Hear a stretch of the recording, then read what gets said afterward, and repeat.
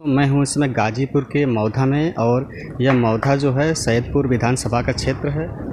दोस्तों तो मैं हूँ मौधा में और मैं हूँ इस समय सतीश सिंह के घर पे। आप देख सकते हैं ये सतीश सिंह का घर है और सतीश सिंह सेना में जवान थे और वो शहीद हो गए हैं। और मैं उनके परिवारजनों से जानना आपको मिलाता हूँ और बात कराता हूँ कि वो कैसे शहीद हो गए हैं। मेरे साथ हैं उनके मामा जी, चलिए उनसे मैं बात करता हूँ। आप शहीद सतीश सिंह उर्फ डब्लू के आप क्या लगते हैं? मैं उनके मामा का लड़का हूँ।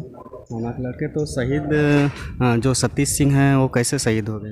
वो मेघालय में ड्यूटी कर रहे थे दोपहर में 11 बजे के लमसम। 5 लोगों की टीम थी तो 4 लोग ड्यूटी करके वो सोए थे। 4 लोग भोजन करने के लिए गए। उसी समय भूस्खलन हुआ जिसकी वजह से उनका शरीर दब गई। मतलब उनके साथ 5 लोग थे तो पाँचों लोग नहीं, 4 लोग भोजन करने चले गए थे, सिर्फ और सिर्फ यही शहीद हुए हैं।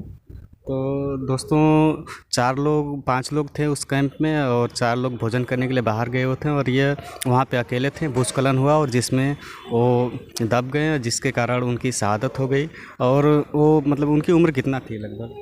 उम्र उनकी वही 40 से 42 साल थी। और शादी हो चुकी थी तो उनके बच्चे? 2, एक लड़का एक लड़की। एक लड़का एक लड़की। तो बच्चे अभी छोटे ही होंगे? वही 12 साल के लमसम। दोस्तों उनके साथ उनके लड़के लड़के हैं जो 12 साल की उम्र के आसपास हैं। और उनका पार्थिव शरीर कब तक घर पे आने की उम्मीद है? उनकी पार्थिव शरीर देखिए, जो अनुमान जो सूचना मिले उस हिसाब से 20 तारीख को सुबह के लमसम आ सकता है, सोमवार तक। 20 तारीख को सुबह के लमसम।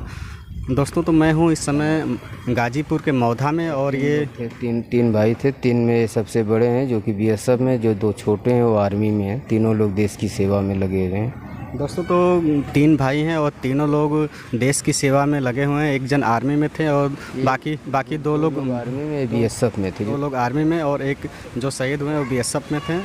और देख सकते हैं मैं उनके घर पे हूँ और आज यहाँ का मौसम भी काफ़ी गड़बड़ हो गया है।